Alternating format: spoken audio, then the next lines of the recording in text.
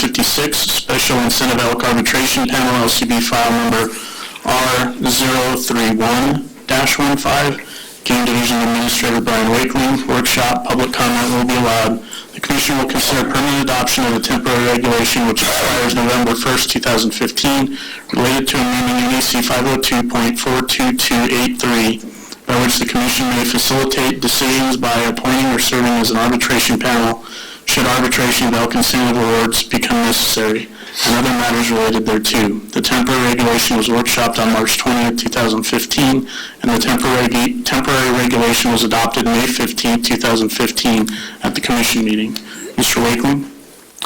Thank you, Mr. Chairman, members of the Commission. Brian Wakeling, Game Division Administrator, Nevada Department of Wildlife. This particular temporary NEC, which is expiring soon, the Commission certainly considered last year as well. But this one was initiated by concerns brought by some of the local individuals who had been involved with some of the arbitration processes.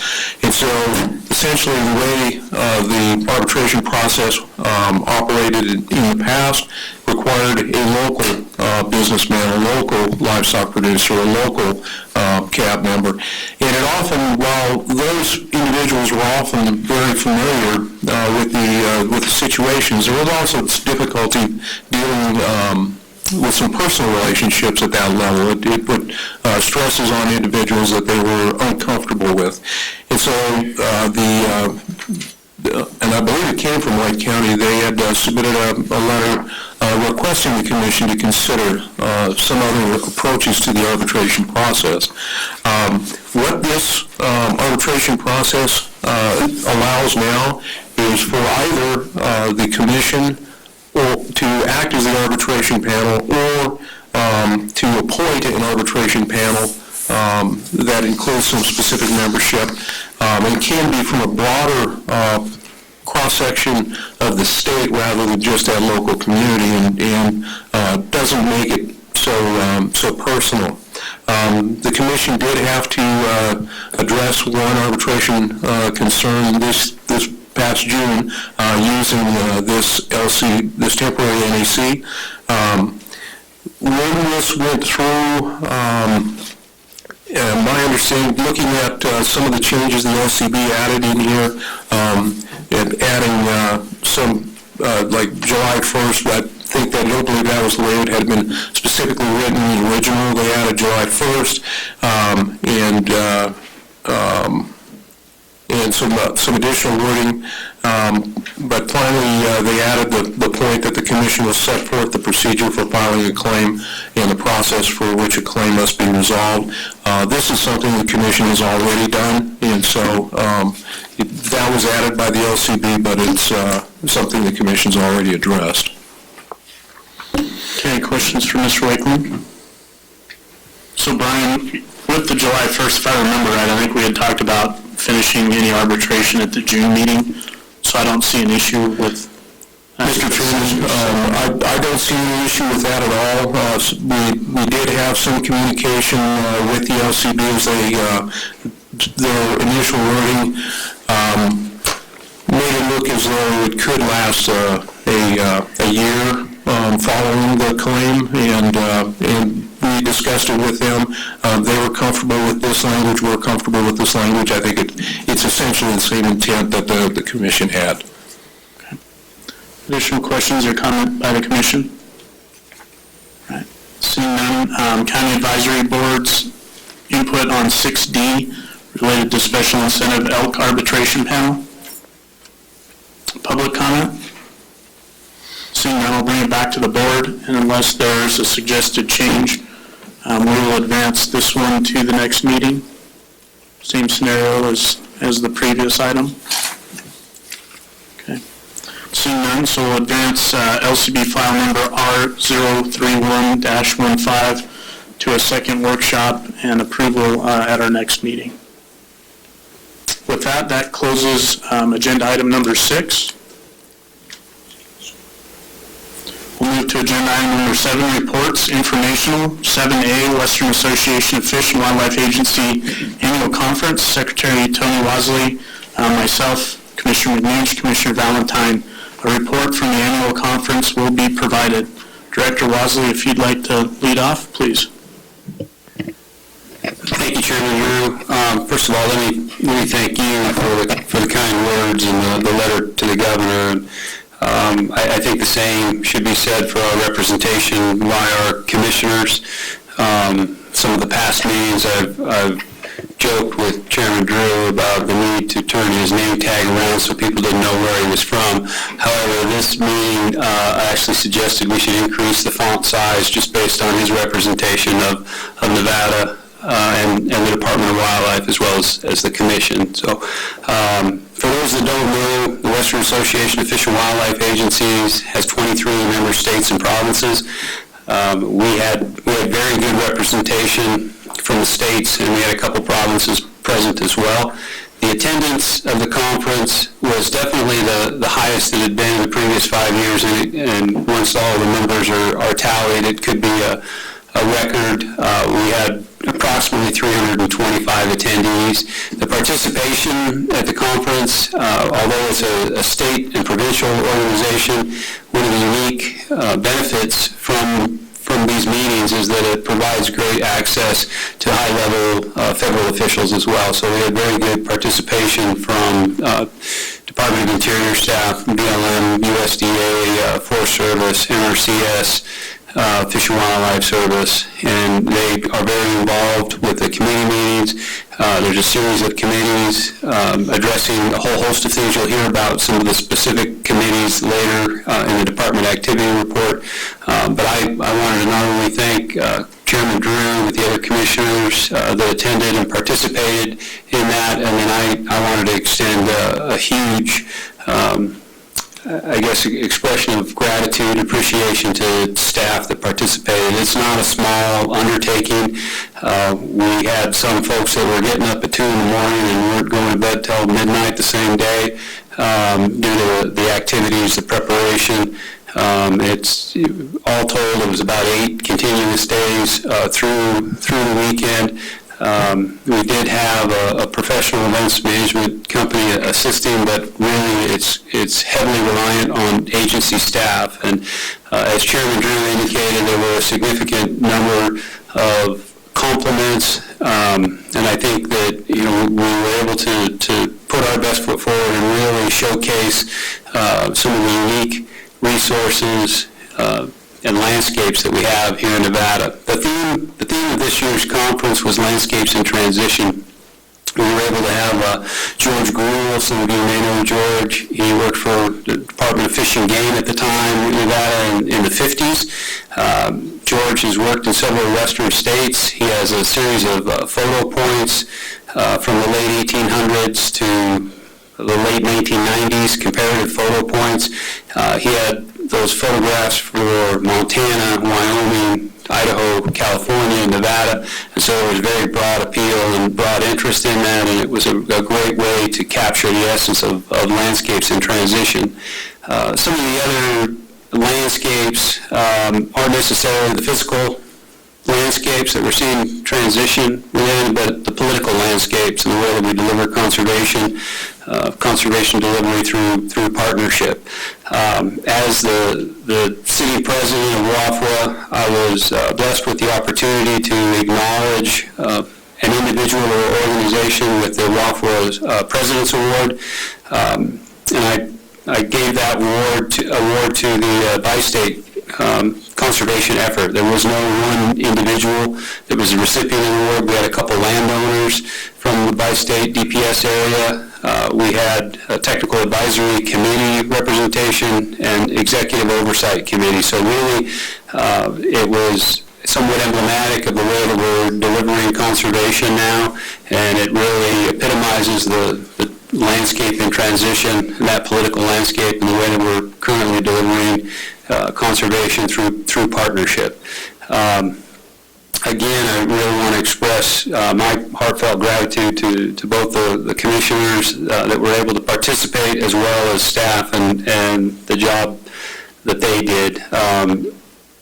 hopefully moving forward in the future, we can continue to see broad participation not only by agency staff, but by the commission. Oftentimes, agency staff doesn't have the opportunity to travel budgets due to location of meetings, so it was really kind of an opportunity to host the meeting and expose staff to professional development opportunities that can't often be afforded to a large number of staff members. So I think we were fortunate to have that opportunity as well. I'm sure I'm forgetting a whole host of things that I had intended to say in this report, but hopefully Chairman Drew or some of the other commissioners will fill in those blanks. Thank you, Chairman Drew. Okay, thank you, Tony. Any questions for Tony before we move on? All right, I figured just briefly I would kind of go over some of what the Commissioners Committee did since I had the distinguished honor of running the meetings and trying to keep it on the tracks. But again, it was a real easy letter to write in terms of my thanks to the staff. I know some of you guys are in the back trying to hide, but you're noticed. You guys did an exceptional job. I got a lot of compliments from the other states. In fact, Wyoming, who's hosting next summer, one of their commissioners came up to me and said, you guys need to bring it down a couple notches. And I said, what do you mean by that? Well, you're doing such a good job, we're afraid maybe we'll not look quite as good next summer. And so you all set the bar very high, and Wyoming is going to have their work cut out for them. But along those lines, I'd like to thank Commissioner McManus and Commissioner Valentine for also taking time out of their busy schedules to not only attend, but with Commissioner McManus, he actually opened his home to invite some of the other state commissioners and directors over, and we had a nice evening, getting a chance to kind of visit even a little bit more than what the normal conference would allow, and I know it was a lot of work for him and his family, and I wanted to thank him as well. In terms of commission-specific items, we actually had 9 states represented during our activities. Arizona, Colorado, Idaho, Nebraska, Nevada, New Mexico, South Dakota, Utah, and Wyoming were all represented in the commission activities. We did have a regular agenda set up in which we went around and heard kind of an oral update from each state. There's also a written packet update that's about 3 inches thick, where each state kind of provides the issues that their departments and commissions are working on. We discussed a host of topics. The agency license simplification process that Arizona had gone through and some of their early results was one of the topics we talked about. Bighorn disease monitoring efforts and state and province-specific management implications was another one. Appreciation to our staff and Mike Cox for coming in and talking to us about that, as well as Wild Sheep Foundation. Topic number 3 was talking a little bit about the EPA's Water of the U.S. rule and its potential implications for wildlife management. Again, Arizona led that discussion, and it's still pretty early in the process, so there wasn't a lot on the implication side. We had a good discussion with the executive director of WAFA in terms of the history and function of the Commissioners Committee, and out of that came some action items to actually do some active recruitment of other states whose commissions had previously been engaged but aren't participating anymore. Let's see, what else? Based on the state reports and some of the other actions, we identified some major challenges that were common across the West. Everything from Endangered Species Act issues, public lands management, big game license allocation, carnivore and predator management is a hot topic in just about every state. Aquatic invasive species, which I was pleased to see we're way ahead of most states. And everyone has their unique set of challenges dealing with their respective state legislative bodies. The other thing that I mentioned briefly, and maybe Commissioner McManus will touch on a little bit more, but we did get an update from OFWA on the Blue Ribbon Panel. If you'll remember, the Blue Ribbon Panel is a national team that's been assembled with a diverse set of representatives that's looking at essentially federal mechanisms for broadening the funding base for wildlife management. It sounds like they've had several meetings, I can't remember how many, and their report will be due up, I think at the end of the year or early next year. Going forward, the 2016 Midwinter meeting is scheduled for San Diego in January, I believe. The commissioners did develop some talking points, and it was kind of built on the Blue Ribbon Panel discussions, and that is developing new and alternative funding for wildlife management. And we kind of had some subheadings on that, an update from the Blue Ribbon Panel, a review of the West-wide Human Dimensions Survey that Arizona has been leading, talking about traditional funding trends and potential for new revenue from those traditional sources, and then a discussion on potential new funding from non-traditional sources. So all that will be discussed at the Commissioners Committee in San Diego in January. And the dates elude me. But that's what I had. Commissioner McNinch, I'm sure you'll fill some of the gaps that I may have left. Well, thank you, Mr. Chairman. So, not probably too many gaps. First of all, Tony, I just want to thank you and your staff. I know it can't go said enough how good a job everybody did in the work. I got a million compliments. Things were opened early and they stayed open late. Everybody was always available. Everybody felt very well taken care of, and they certainly enjoyed how the meeting was set up, and just a ton of compliments. And you'd mentioned having a number of staff that don't normally get to attend these things. Well, so to expose them to WAFWA and that side of things for their professional development. But there's another side of it that I don't think we think of too much. As commissioners, I got exposed to people that I haven't met or been around from Mendel. I've been here a long time, and it was nice. It was nice to see faces and name. I see Matt and Travis in the audience now. I mean, heard their names, but I hadn't really had an opportunity to see them. So that was nice, a nice opportunity. And having it in town, it provided that opportunity. So I just wanted to express my appreciation for all the hard work and how well it was done as well. There was a lot of talk on the alternative funding, especially that Blue Ribbon Panel, and I did want to take just a minute to talk about it. They have had meetings. They're going to have a second meeting, this Blue Ribbon Panel, in September, and they're going to have a third one in December. And they're hoping to generate a quarterly report during the first quarter of next year. And some of the concepts that are being discussed, at least at this point, have to do with excise taxes, possible energy fee, recommendations for possible energy fees, renewable oil, gas, that kind of stuff, corporate partnerships, that type of things, 1% back to the planet type of concept. So there was a lot of discussion on it in several forums, and one of the things that I thought was the commissioners and directors meeting. There was an agenda item on it, and one of the facilitators of the meeting made a comment about, we've been doing a two-step for a really long time, and we have to start thinking of maybe more along the lines of a line dance. And I thought that was a real nice way of kind of phrasing it, and it made a lot of sense to me. This whole conversation about who's paying for what. It'd be nice to get over the hump and just have everybody chipping in and playing a role in that sense. And there is a lot of concern out there breaking down barriers, and there was this talk about this middle group, helping this middle group of people. The vast majority of people out there that enjoy wildlife, they appreciate all aspects of it. They supportive of the hunting side, they're supportive of the non-hunting side. Just that middle group that just wants to know that there's wildlife out there, that it's being managed and taken care of properly. And, the whole concept is helping that middle group find that voice. How do they participate?